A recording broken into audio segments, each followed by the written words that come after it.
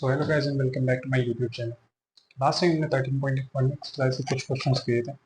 आज हम लोग उसके आगे करेंगे। ठीक है, बहुत मुश्किल एक्सरसाइज नहीं है। ठीक है, हाफ ऑफ एक्सरसाइज खत्म हो चुकी है, हाफ ऑफ एक्सरसाइज अभी बची हुई है और बहुत ही आसान इसके सोल्यूशन है। देखो, एंड आई होप आप सब प्रैक्टिस वगैरह कर रहे होगे अपनी। हम लोग आ जाते हैं 9th क्वेश्चन पर। 9th क्वेश्चन है, prove that each angle of a rectangle is 90 degree. ठीक है, रेक्टेंगल देखो होता ही है कुछ ऐसा। ठीक है, पूरा नहीं आ रहा है क्या ना, बड़ा।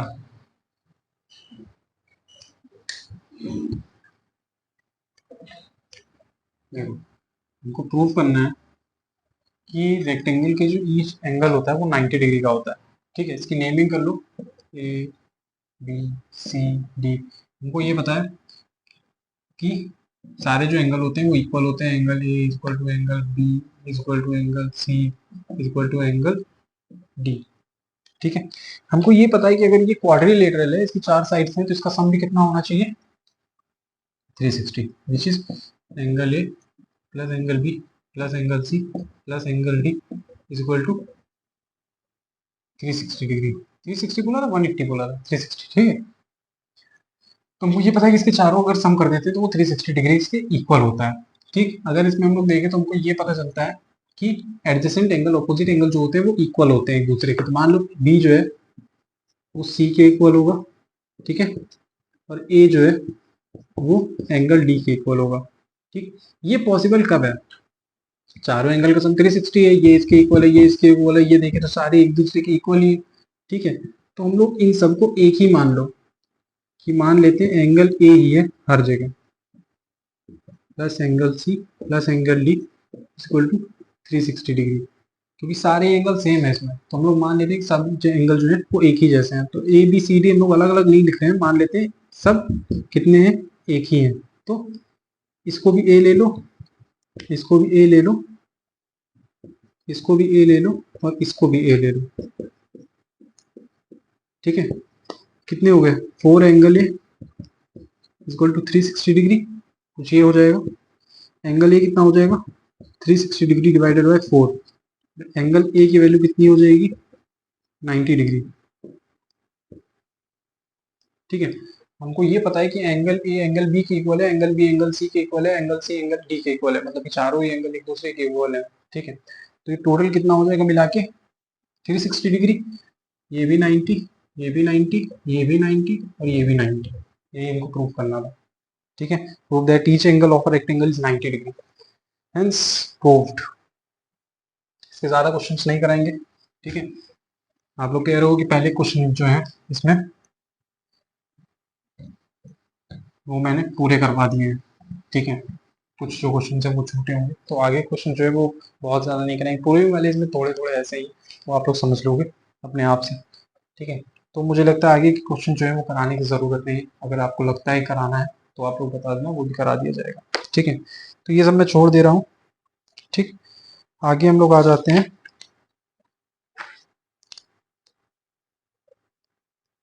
19 पर। ठीक है, 19 क्वेश्चन करना है हमें। ठीक है, तो नेक्स्ट क्वेश्चन जो है हमारा, हम लोग कर रहे हैं 20। ठीक है, देखो क्वेश्चन क्या है, ABCD square and diagonals intersect at O. ABCD एक क्या है, स्क्वायर है, इसके जो डायगोनल है वो इंटरसेक्ट करते हैं ओ पॉइंट पे। ठीक, if P is a point on AB such that AO is equal to AP,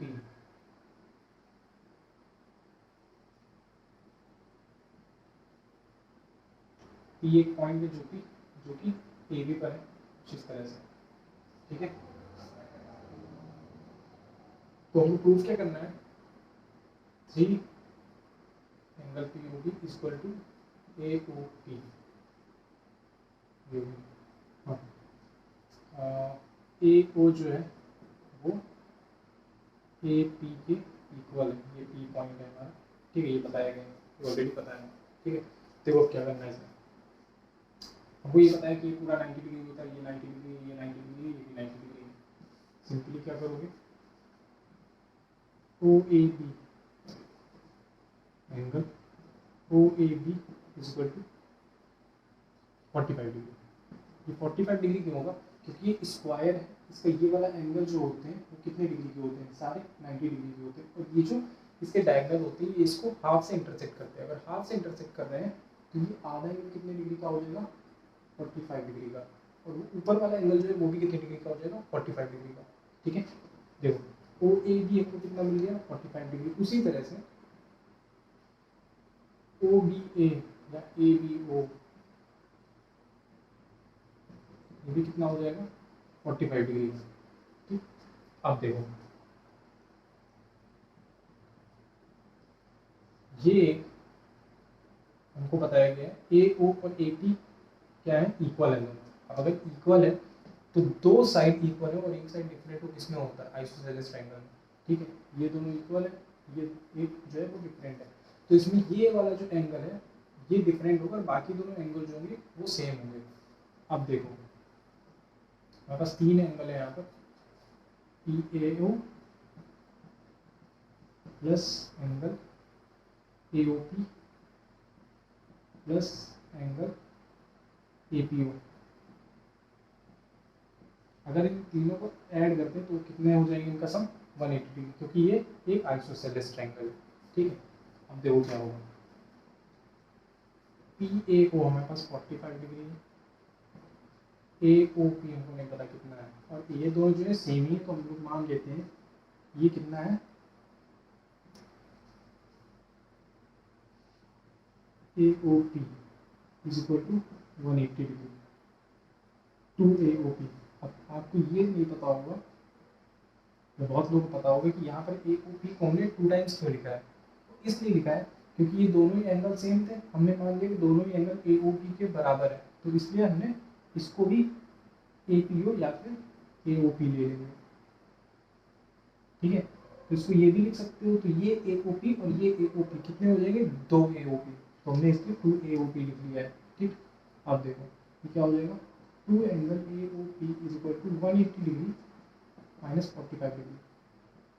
अब क्या होगा? Angle A O P is equal to 135 degree, और ये जो 2 यहाँ मल्टीप्लाई में दूसरी साइड जाएगा तो डिवाइड हो जाएगा, तो हो जाएगा angle A O P is equal to 135/2। इसको याद रखना, अभी आगे काम आएगा। ठीक है, नेक्स्ट में आ जाओ।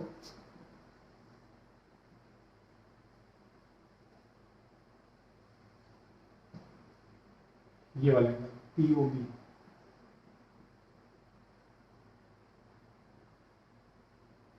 देखो हमको ये पता है कि ये क्या है, जहाँ पर भी स्क्वायर के डायगोनल इंटरसेक्ट करते हो 90 डिग्री का होता है। ठीक है, मतलब कि ये 90 डिग्री का होगा, ये 90 डिग्री का होगा, ये 90 डिग्री का होगा, ये भी 90 डिग्री का होगा। ठीक, अगर ये दोनों, हमको ये पता है कि ये एंगल इसके इक्वल है 45 डिग्री। ठीक है, तो ये दोनों 45 हो गए, तो ये कितने डिग्री का होगा? ए ओ बी, पहले इसको लिखिए, ये 90 डिग्री का होगा। ठीक है, अब ए ओ बी जो है सही है,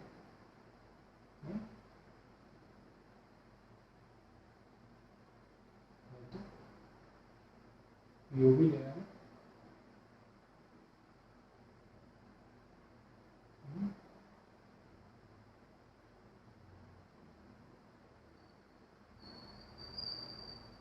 45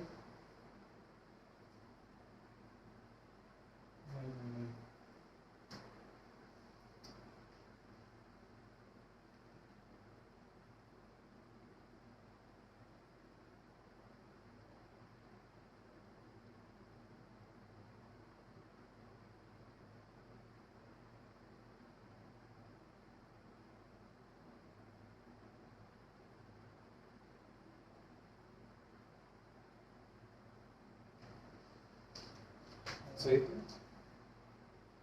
ठीक है, ए ओ बी 90 डिग्री का है, ये जो है 90 डिग्री का है, मतलब कि यहाँ पर दो एंगल है, एक है एंगल ए ओ पी, दूसरा एंगल कौन सा है? P O B,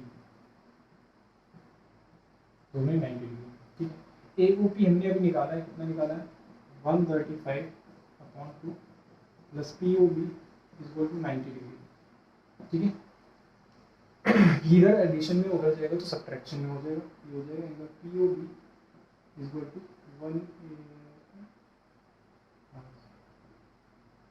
90 minus 135/2।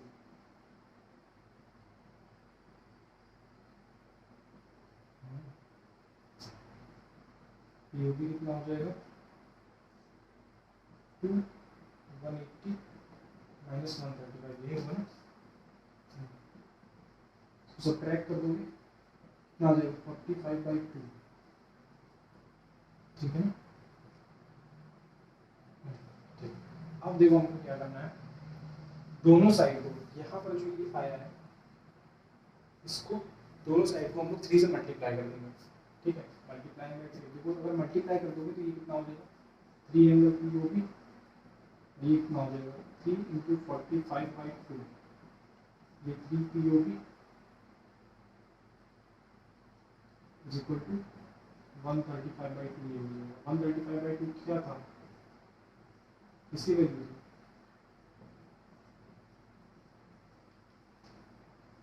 Hence 2।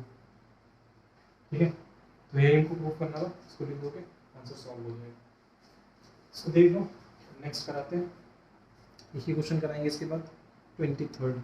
ठीक है,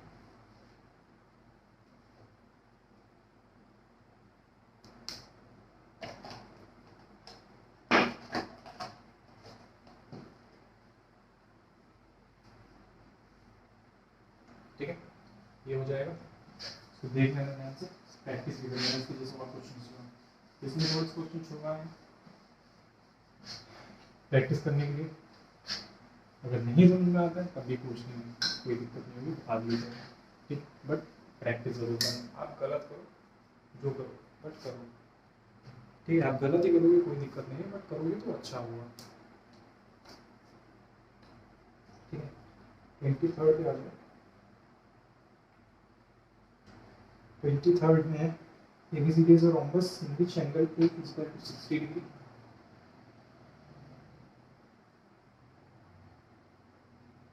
ये डायग्राम है, दो डायग्राम है ABCD O। देखो find the ratio AC and BD। AC और BD का डायगोनल का रेशियो कितना है। ठीक है, देखो ये जो है क्या हमको बताया गया इसमें, एंगल ये जो है वो 60 डिग्री। ठीक है, मतलब कि एंगल BAD जो है वो 60 डिग्री है। ठीक है, अगर ये पूरा 60 डिग्री है तो हमको यहाँ से एक चीज़ ये पता चलती है कि देखो 60 डिग्री कब पॉसिबल है, जब कोई ट्रायंगल इक्विलेटरल ट्रायंगल हो, मतलब कि ये भी 60 डिग्री है, ये भी 60 डिग्री है और ये भी 60 डिग्री है, मतलब इन तीनों का सम कितना हो जाएगा 180 डिग्री। ठीक है, हमको ये पता है कि ये जो पॉइंट ऑफ इंटरसेक्शन होता है यहाँ पर, ये दोनों ही 90 डिग्री के होते हैं, ये सारे ही 90 डिग्री के होते हैं। अब देखो BAD हमको पता है कितना है 60 डिग्री का है, तो ये इक्विलेटरल ट्रायंगल है, तो अगर ये 60 डिग्री का है तो ये कितना हो जाएगा 60 डिग्री, एंगल B कितना हो जाएगा 60 डिग्री। ठीक है, जो ये AOB है 90 डिग्री है, ये अंडरस्टूड है, इसमें कुछ बताने की जरूरत नहीं है। ठीक है, और हाँ हिंट में भी दिया है, थोड़ा उससे भी देख सकते हो आप। ठीक, AB जो है उसको A ले लो, अब इक्विलेटरल ट्रायंगल है तो मतलब कि ये जो इसकी साइड्स होंगी वो सारी इक्वल होंगी। ठीक है, देखो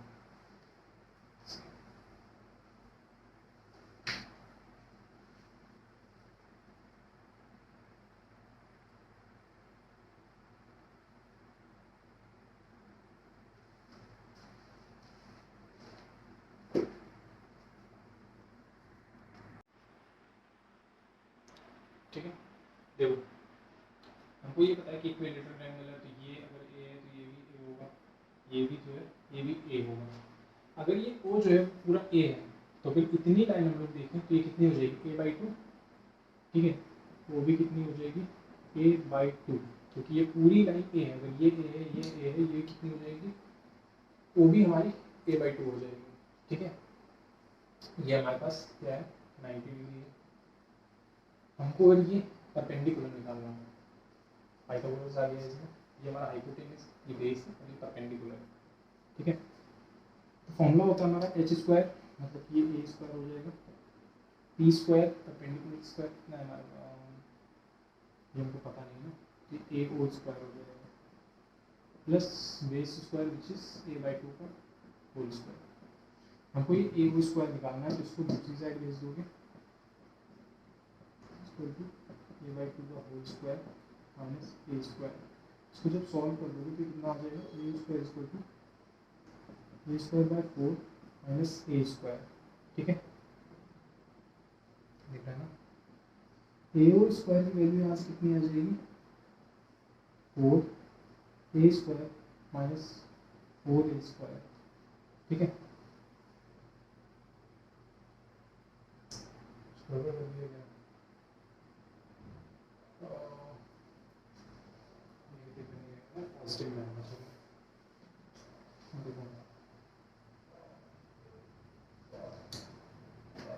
a² तो ये हो जाएगा a² माइनस a/2 का होल स्क्वायर, ये हो जाएगा a², ये हो जाएगा a² माइनस 4। ठीक है, तो a², इसको जब सॉल्व करोगे एलसीएम लेके तो कितना हो जाएगा 4a² माइनस a²। a² की वैल्यू कितनी हो जाएगी 3a² अपॉन 4। अगर हम लोग दोनों साइड से, दिख रहा है इधर से लिख देना, देखो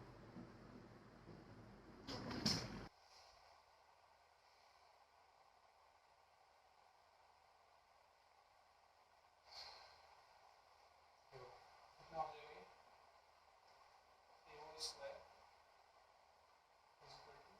4a² a² माइनस करोगे तो ये हो जाएगा 3a²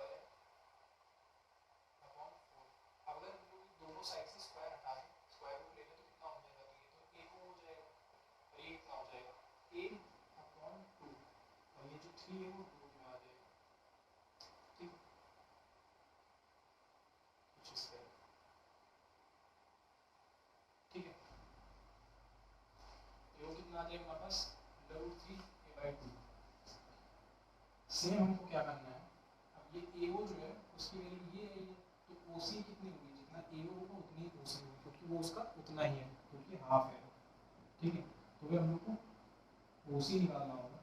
कैसे निकालोगे, AO = 2, क्योंकि इसका डबल कर दो तो वो आ जाएगा। OC कितना आ जाएगा हमारे पास √3a/2 × 2, उनसे कट जाएगा, OC कितना आ जाएगा √3a। सही,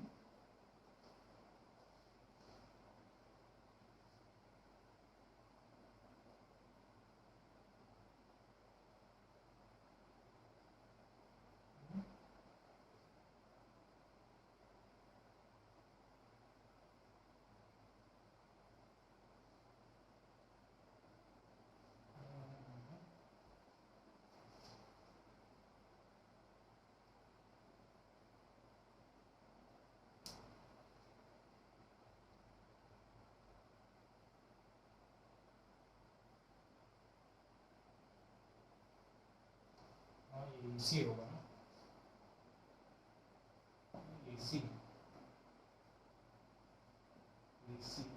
जो है √3a हो जाएगा। ठीक है, हम लोग BD की भी वैल्यू निकालनी होगी। ठीक है, तो BD की वैल्यू कैसे निकालोगे, ये a/2 है, इसी को 2 से मल्टीप्लाई कर दो, क्योंकि हाफ जो है वो a/2 है, डबल कर दोगे तो पूरा BD आ जाएगा। ठीक है, BD कितना हो जाएगा 2 × OB जाएगा मेरे पास a/2, bd कितना हो जाएगा 2 इंटू a/2, 2 से 2 कर देगा, bd कितना आ जाएगा 1। ठीक है, नेक्स्ट जब इसको करने जाओगे तो क्या मिलेगा, रेशियो हमको फाइंड करना था AC और BD का, अब दोनों को इक्वल पुट कर दोगे, AC equal to BD, ratio निकालेंगे। ठीक है, AC कितना है हमारे पास, AC जो था हमने निकाला था √3a, BD कितना निकाला था a। अगर रेशियो निकालोगे तो कैसे निकालोगे, a से a कट जाएगा, रेशियो जो है √3:1 आ जाएगा। This is the final answer. ठीक,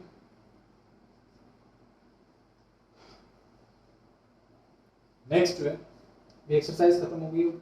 इसके बाद जो एक्सरसाइज है उसमें जो है कंस्ट्रक्शन के क्वेश्चन है, तो इसके लिए कंपास और रूलर वगैरह से कर लोगे, उसे बहुत ज़्यादा कठिन नहीं होती, दिक्कत नहीं होती, बहुत आसान होते हैं, उसको सिर्फ आपको कंस्ट्रक्ट करना होता है। ठीक, तो ये एक्सरसाइज खत्म हो गई। इसमें कुछ चीज़ें हैं जो इससे नहीं अपार्ट फ्रॉम सिलेबस है। ठीक है, वो देख लो क्या है।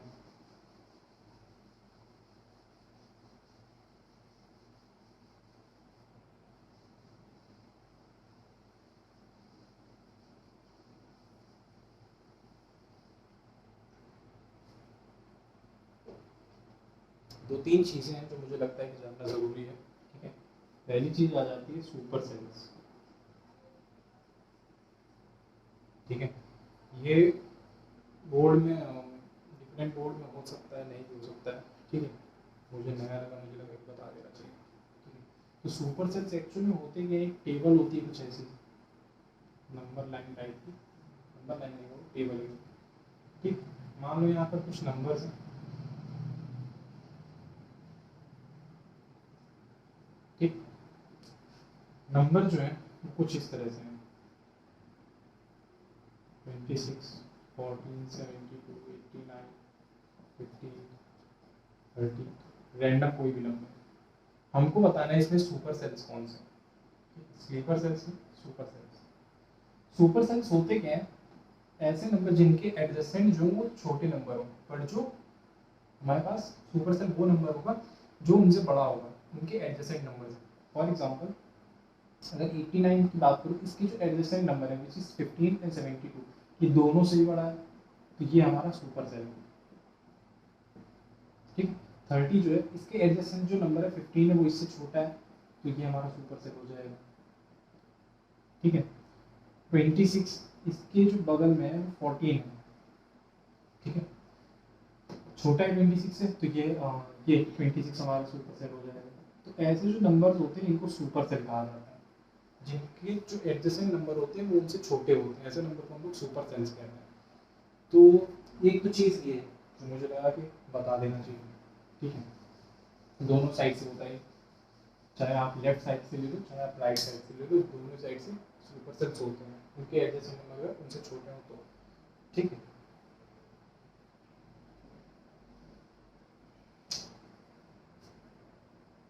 देखो नेक्स्ट आ जाओ।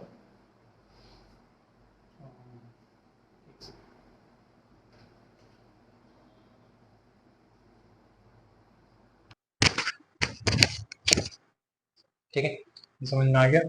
इसके बाद आ जाता है हमारा पैलिंड्रोम्स। ठीक है, पैलिंड्रोम्स क्या होते हैं, these are the numbers which start from it can 1 2 3 4 5। ठीक है, ये 1 2 3 4 5 से स्टार्ट होता है, बट जो इसकी एंडिंग होती है वो बिल्कुल वैसी ही होती है जैसे कि इसकी शुरुआत होती है, विच मीन्स 1 2 3 4 5। अगर इसको लास्ट में काउंट करोगे तब भी ये 4 3 2 1 कुछ ऐसा होगा, मतलब 1 2 3 4 5 1 2 3 4 5। ठीक, 1 2 3 4 5 4 3 2 1 1 2 3 4 5 4 3 2 1। ठीक है, तो ये ऐसे नंबर जो होते हैं इनको पैलिंड्रोम्स कहा जाता है। ये कुछ भी हो सकते हैं। ठीक, ये टाइम के फॉर्म में हो सकते हैं, जैसे मान लेते हैं 11:11 अगर हो रहा है तो ये पैलिंड्रोम है 1111 1111। ठीक, अब मान ले 12:21 हो रहा है, तो ये भी एक पैलिंड्रोम है, 1221 1221। तो ऐसे जो नंबर्स होते हैं इनको पैलिंड्रोम कहा जाता है। एक कोई लड़का है, ठीक, उसका जो जन्मदिन है वो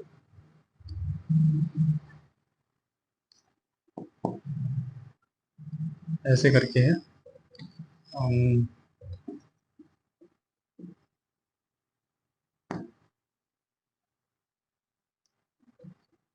21 फरवरी, ठीक है, 2021। उसका जो डेट ऑफ बर्थ है वो कुछ ऐसी है, 2102 12 होना चाहिए, हाँ, 1202 ठीक है, 1202 2021 मतलब कि ये डेट ऑफ बर्थ की फॉर्म में भी हो सकता है, मतलब कि वो कुछ ऐसे नंबर होते ही हैं कि जिसको अगर आप स्टार्टिंग से काउंट करोगे लास्ट से काउंट करोगे, ठीक है, वो सेम ही होंगे। तो ऐसे जो नंबर होते हैं इनको पैलिंड्रोम्स कहा जाता है, ठीक है। तो ये दो चीजें हो गई, पैलिंड्रोम्स और हमारे स्टार्टिंग में कौन सा वो बताया था, एक नंबर बताया था,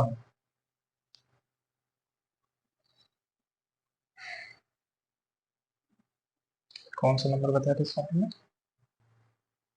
हाँ, सुपर सेल्स। तो सुपर सेल्स, उसके बाद आ जाते हैं पैलिंड्रोम्स, पैलिंड्रोम्स के बाद आ जाता है हमारा कैप्रेकर कांस्टेंट, ठीक है। अब ये कैप्रेकर कांस्टेंट क्या होता है, देखो कोई भी नंबर है 7 to 1 है, -1 to 7 है, सब्ट्रैक्ट कर दोगे हमारा कैप्रेकर कांस्टेंट आ जाता है क्या, हाईएस्ट माइनस लोएस्ट। इसको बहुत लोग ज्योग्राफी में रेंज और इस तरह से पढ़ते हैं, मैथ्स में भी रेंज उस अलग अलग नामों से जाना जाता है, मैथ्स में इसको कैप्रेकर कांस्टेंट कहते हैं, ठीक है। मतलब हाईएस्ट जो नंबर हो उसमें से आप लोएस्ट को माइनस कर दोगे, जो भी नंबर आएगा वो आपका कैप्रेकर कांस्टेंट होगा। जैसे इसको सब्ट्रैक्ट करोगे तो कितना आएगा, 4, 9, 6 या 5, ठीक है।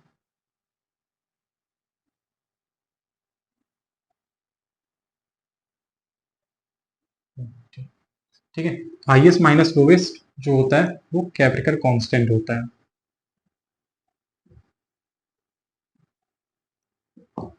आगे समझो, कुछ और इसके नंबर देख लो, जैसे 24 है, ठीक है, 24 मतलब 42 ले लो, इसमें से 24 सब्ट्रैक्ट करना है, कितना हो जाएगा, 8 1, ठीक है। ये होते क्या है, कोई एक नंबर होता है, जैसे कि मान लो हमारे पास 86 है, ठीक है, इसका हाईएस्ट कर दोगे विच इज 86, लोएस्ट कर दोगे विच इज 68, सब्ट्रैक्ट कर दोगे, जो भी आंसर आएगा वो हमारा कैप्रेकर कांस्टेंट होता है। आगे समझो, तो फिलहाल के लिए बस इतना ही, तो मिलते हैं नेक्स्ट वीडियो में, तो सबको ध्यान रखना अपना, और क्वेश्चंस की प्रैक्टिस वगैरह करते रहना, और क्या बोलना था, चैनल को लाइक सब्सक्राइब शेयर जरूर कर देना। बाय।